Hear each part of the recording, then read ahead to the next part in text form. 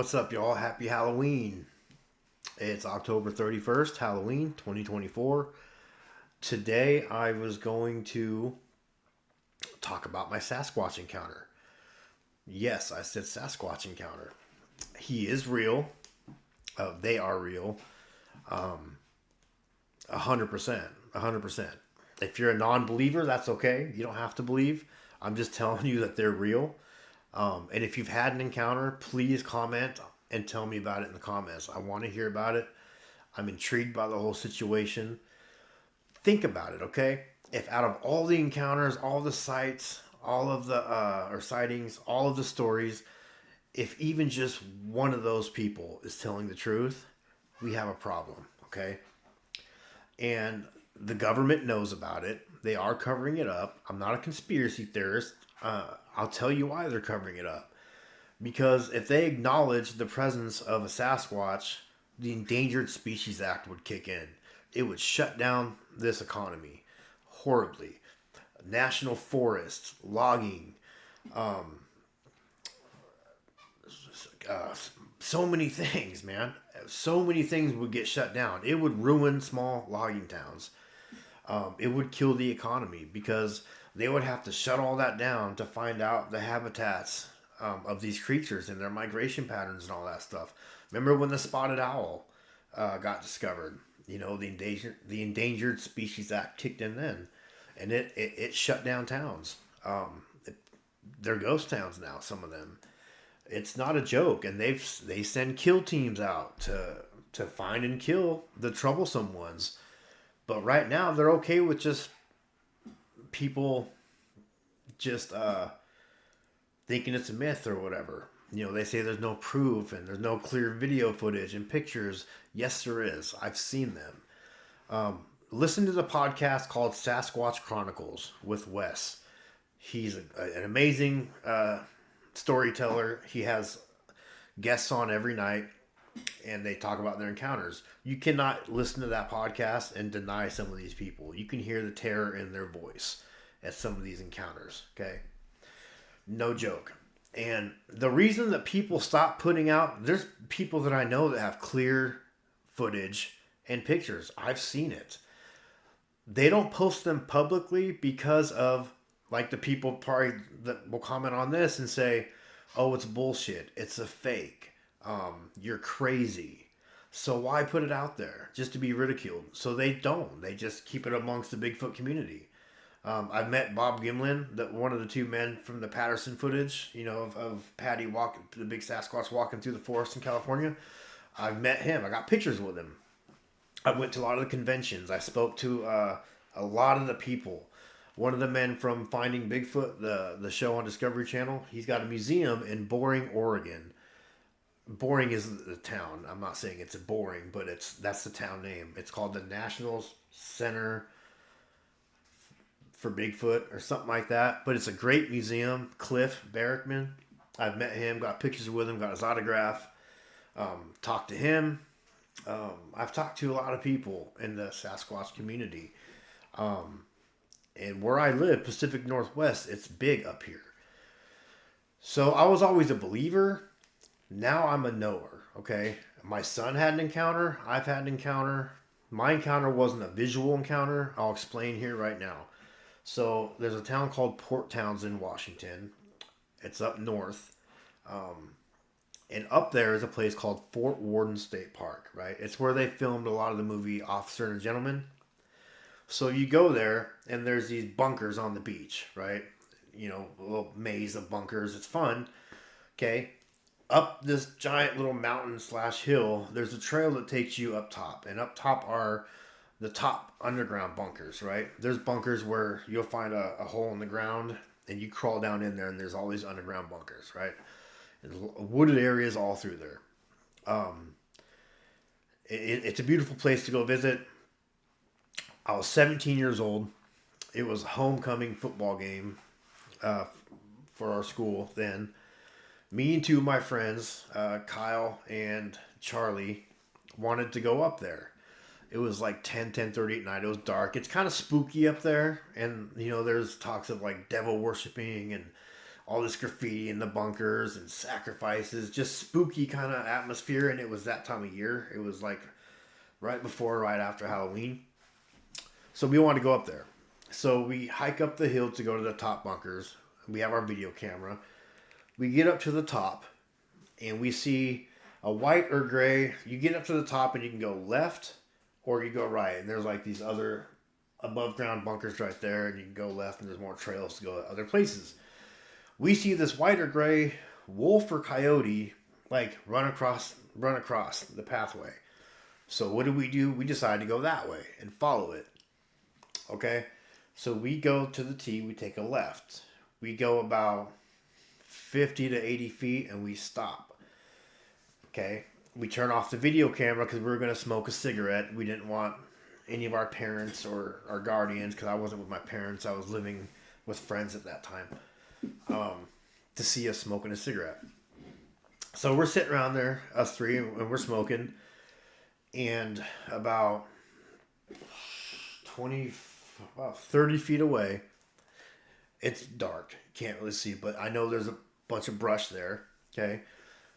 I hear oh my God, the loudest, most horrific, I want to say scream or yell, but it's like a mixture of a low frequency scream, a deep scream, if that makes sense. Like we felt it literally, like in our chest. Like you felt it. You didn't just hear it. And it was low and guttural, and it was directed right at us because we're the only ones up there. We stopped and we froze. We all looked at each other and we're like, what the fuck was that? And then it happened again, louder and more aggressive. And then immediately after that yell, we heard boom, boom in the brush. Almost like he was gearing up to charge at us. It sounded like if somebody was up in a tree and somebody let go 2 cinder blocks or bowling balls. Like 1, 2. Like boom, boom in the brush. As soon as we heard that, it was like we took off running. We're running down the paved way to get down to the car instead of cutting through the trail in the woods. We were running that way. We were so terrified. We were talking about jumping off the cliff. We thought this thing was chasing us. We didn't know what the fuck was going on, what it was. It wasn't any animal I've ever heard. I know I've researched on this for many, many years, trying to hear the same thing that I heard from other animals. Could never find it. The only time I've ever heard anything similar was Sasquatch vocalizations. Okay, and it was terrifying. It was absolutely terrifying. One of the most terrifying experiences of my life because not knowing what that was. Now I went up there years later, and there's that patch of brush, and on the other side there was a trail. What I think happened was maybe this thing was mad. Maybe that wolf or coyote was his dinner. Maybe he was hunting to get some food. We disturbed it, scared the animal off, but it was already there. And it was mad, and it was telling us, hey, get the fuck out of here. You know, that's what I think. And I think it bluff charged us. I think that's what those 2 stomps were, like letting us know, like hey, shh, you know, better back up. Terrifying, okay? Another time I'm camping with my wife and kids at Halfway Flats Campground up off Highway 410 up in Chinook Pass, Washington, where we always camp. Across the highway, there's a big rocky mountain, you know, and way up on the cliff over there, we hear this yell. I'm listening to Leonard Skinner in the car on our Ford Focus. I was cooking some pork chops. I was drinking. Had the radio up. I heard this loud howl over the radio. I turned it down and asked my wife, did you hear that? And she said, yeah. And then it happened again. It was so far away, though, we weren't really concerned about it. Went to the store the next day, asked them, did anyone report hearing anything weird? The clerk said, yeah, people have been saying weird things all weekend. They've been hearing weird shit all night last night. So I wasn't the only ones. Another time, me and Blake and my ex, Shannon, went up to the same camping area. Except we go up this other opposite side of the river, up this little mountain, little private road, takes you to this really high point that I call Arrow Mountain. Because my grandpa and I used to go there. We get up there and go to the very top, park the car. It's a hot day out. She's in the Jeep. Blake's in front of the Jeep, kind of towards where the road was going out. There's this trail going more towards the woods. As soon as I step onto that trail, we hear this low guttural growl. Not too loud, but loud enough to where me, Blake, and Shannon heard it. Me and Blake looked at each other immediately and was like, oh my God, what the fuck was that? I said, Blake, run. And we ran back to the van or Jeep, which was stupid because you don't run. It wasn't a cougar. Cougars don't growl like that at you. When you see a cougar, it's too late usually. A bear, I don't think is going to growl at you like that. It could have been a bear. I'm not saying that was a Sasquatch. The other two instances, 100%. Well, 99% because I didn't see. So this time, hindsight looking back, I think it could have been a Sasquatch. I don't know. But we looked everywhere. We didn't, once we got in the Jeep and on our way out, we're looking and we don't see anything. And Sasquatch are really good about hiding themselves and blending in. Okay. You guys may be laughing thinking I'm just fucking crazy, but whatever. I don't care. Okay. I know what I know and that's it. So a couple years ago, me and Blake, we went up to Ashford near the base of Mount Rainier. Bigfoot capital of the world. Okay. We go out we do this thing called squatching. We go to the woods at night or secluded places and we'll go out and we'll do a bunch of hollers and calls and wood knocks. I've heard wood knocks in the middle of the night in unpopulated places. Clearly sounds like a bat going thunk thunk on trees, right? Bears don't do that. Deers don't do that. Could it have been like horns from a deer? Sure. But I've heard some spooky shit up in the woods. So we're up there doing that. It's daytime. We go down this secluded dirt road. We see a bunch of elk. I park the car.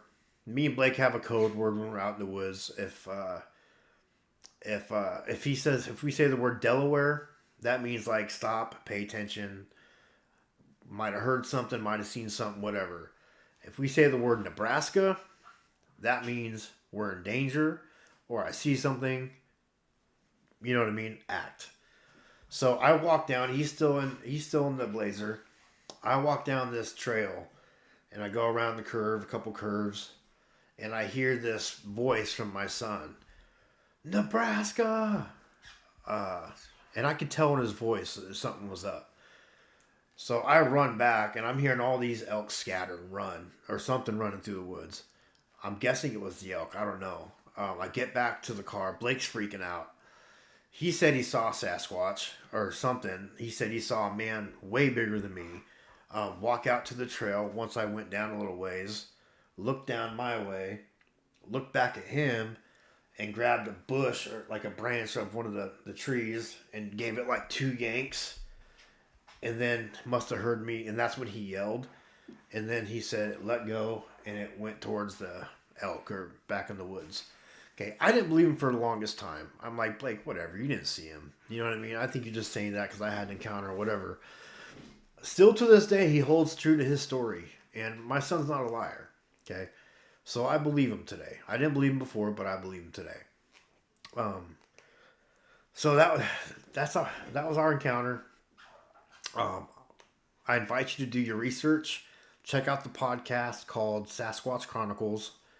You can go to SasquatchChronicles.com. You can find it on YouTube, Spotify even. Listen to it, man. It's great stuff. I listen to it almost every night when I go to sleep.